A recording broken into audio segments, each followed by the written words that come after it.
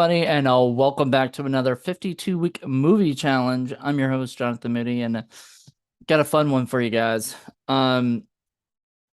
So as you can tell, and from the title of this, you know what we're in for. So I had to choose a black and white movie. So I chose The Flying Serpent because it was on Tubi as a recommended movie, and I was like, it looked like fun, you know.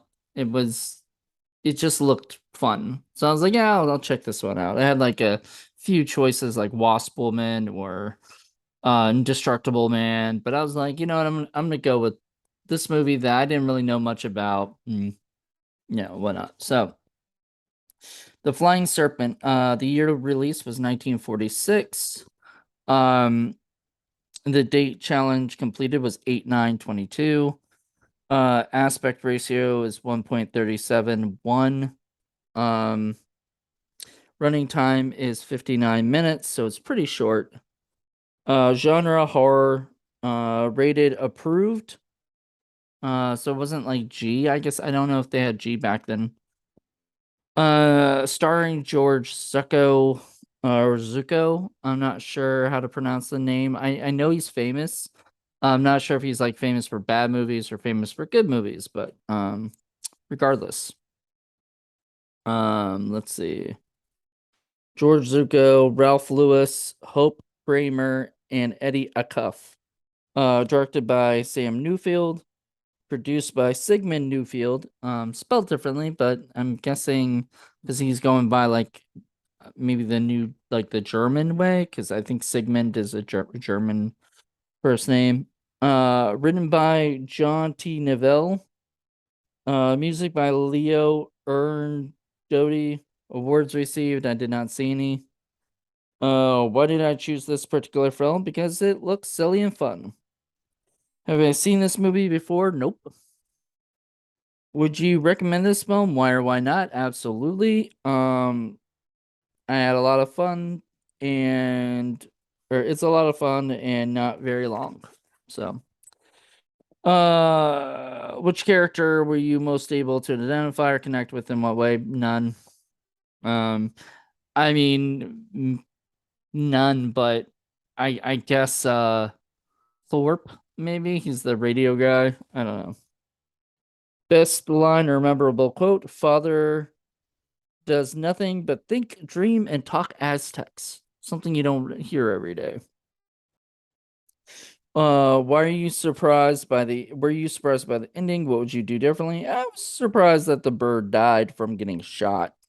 You know, and we'll get into that, but like I thought that was funny when I saw it. Like I was just like, the dude just shoots him and he's dead. Like, can that have solved the problem if you just pulled out your gun before, you know, or something? Just shot him?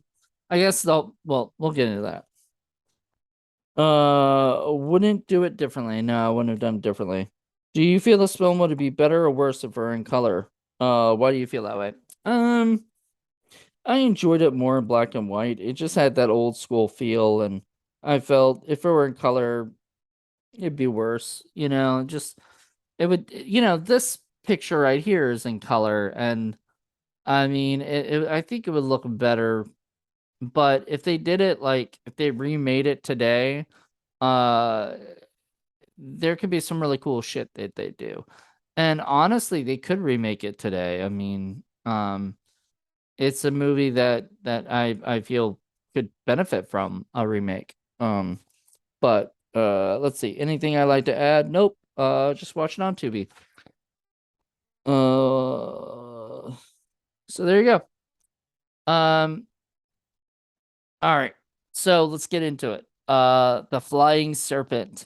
So like I said, when I was looking at this movie, I was like, is this like, because I didn't know anything about it. I had no idea if this was going to be any good or any fun, any, you know, how goofy it was, how, you know, whatever. If it was going to be goofy at all, I just didn't know. And so thankfully, when it came down to it, I was like, oh my God, this is actually a lot of fun. It was. It was enjoyable. Uh, and once again, it's really quick, and so it doesn't really have time for you to be bored by anything. So you're just like you're wondering what's gonna happen next. And it's sort of like I think it sort of like follows like maybe there's that movie the Devil Bat, kind of thing where it's just the thing just goes after whatever, so and then kill people, then come back and kill people and come back, and that's sort of what happens with this. So the idea, and I'm gonna read the plot synopsis on here because this actually best says it all. The demented archaeologist Dr. Andrew Forbes discovers a living, breathing serpent creature known to the Aztecs as God damn, this one's hard. Quetzalcoatl. Quetzalcoatl. I don't know. The killer bird god. So apparently it's a god, you know. And the only reason, like, I mean, that the shooting of it, I was like, wait, you just shoot a god? And it's like, that's it? And I'm like, how did it? Okay.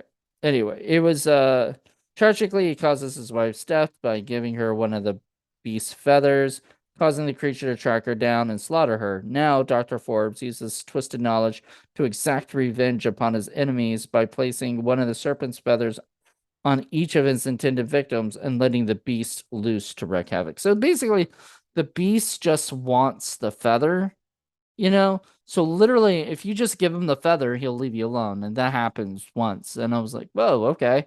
So he just wants the feather. So he'll just kill you for the feather and stuff. And I just think it's really sort of funny. And like the guy, Dr. Forbes, does not ever just like he's in his dungeon where I guess the treasure is and where the and sort of like in this little cave kind of thing.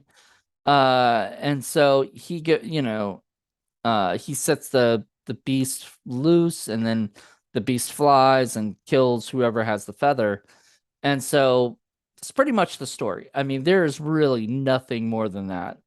And I kind of like that. Like I like it being simple, it's easy to follow. There is like a love thing that happens randomly at the end of the movie that wasn't there. Like there was no sparks, no whatever. And it's all of a sudden, hey, I'm gonna make you my wife. And the girl's like, okay. And I'm like, what? What what just happened? Because they like there was no like connection or oh my God, I really want to see you or I whatever, like it's all of a sudden we're together. All right. That happened. Um, I don't know, which was sort of funny, like, cause like, maybe the producer, who is actually the brother, I thought it might be the father, but it was the brother of the director. Um, so apparently the father or the brother of the director, so Sigmund Newfield, um, oh, he's apparently father of director Sigmund Newfield Jr. So I've got to look up his stuff and see if he has any B movies. But Sigmund Newfield is the head of Producers Releasing Corp, later known as PRC Pictures. So Producers Releasing Corp Pictures. And it looks like he's produced a good amount of like 147 projects back in the 40s and 50s. And I think even 30s. Goes back to 1931 when he did a short film called The Ex-Bartender. And then let's see, did he do anything bigger than that? Like Aces and Eights? I've heard of that, I think. Nobody big is in that I know of. Ghost Patrol, that sounds fun. Billy the Kid Outlawed. I've heard of that. That's familiar. The Billy the Kid's Gun Justice. So you did a bunch of Billy the Kid's range war. God dang, he had a. I'm not even gonna read all of them. The Lone Rider and Ghost Town. So you did a lot of these like kind of westerns and horrors, and sometimes mashed them up. This guy is like the ultimate producer that Ed Wood should have worked for. Honestly, I'm surprised he didn't. Um, I don't know. I guess this guy didn't even want Ed Wood. That's sad. But this guy's yeah, he did the Flying Serpent, Murder is My Business, Ghosts of Hidden Valley. So wow, so many cool titles and stuff. I gotta check out some of these films. I bet a bunch of them are on Tubi. So, so a lot of them are like probably public domain films now. I don't know. I had not heard of PRC Pictures. So, but yeah, the director, himself, was it Samuel Neufeld? So, he did Sam Newfield. He died in 1964 and he did 277 films that he directed. Wow. And they're all like it seems like they're all probably produced by his yeah, like Outlaw Women. Yeah, so they're all seem to be produced by his um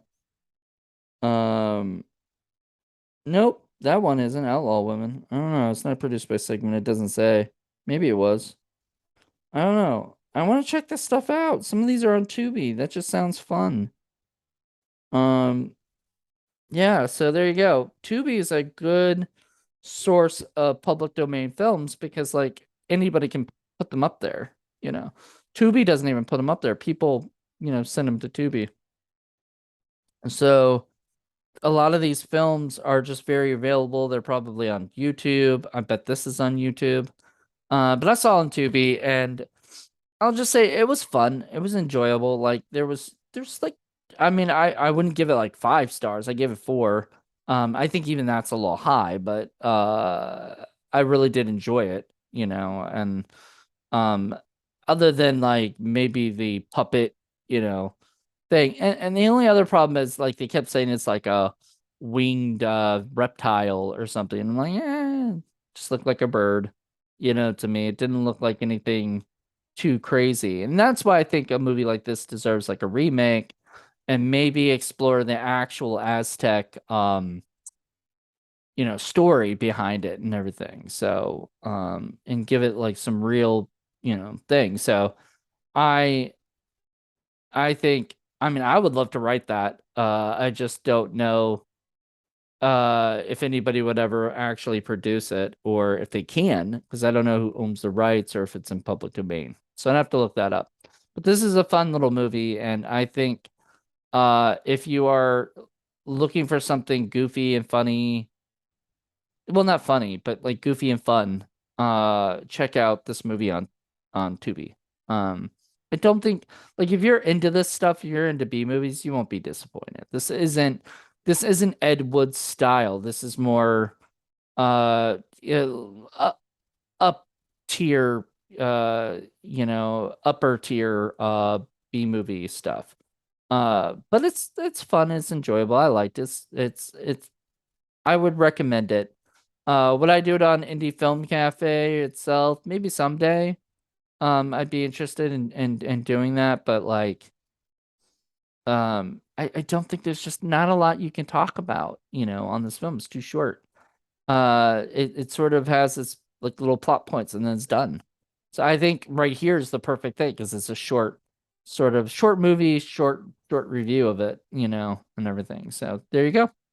So, like I said, go check it out. I kind of gave the ending away with it being shot, but whatever, and they gave it away that who the third well actually who the guy setting the whole thing up is because he's like they're planting all the fucking feathers on everybody.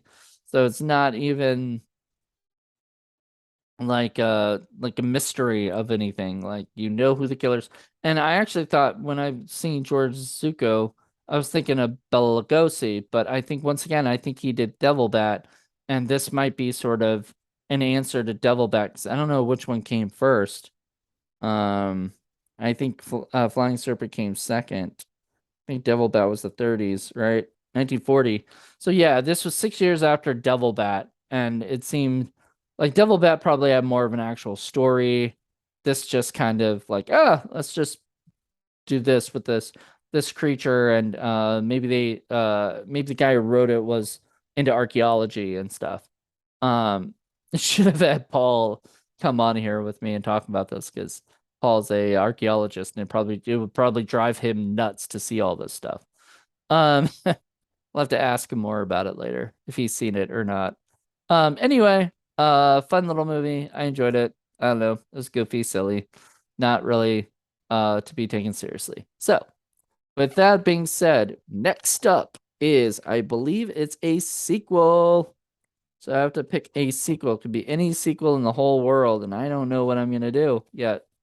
That's gonna be the next week, and I'm kind of excited to check out and see what kind of sequel I could do. Almost anything. So I just gotta pick something. And it doesn't say it has to be like a number 2. It could be like a number 18. Has there been a movie that's gone on to 18? I don't know. Halloween is getting up there, and Friday the 13th is getting up there, but Friday the 13th is gonna stay until they get that shit straight. Anyway, this movie was fun. I enjoyed it. Hope you did too. If you watched it. If not, go see it on Tubi. Go watch it. It's enjoyable. All right. With that being said, that's it. Hope you guys enjoyed this and have a good one. Bye.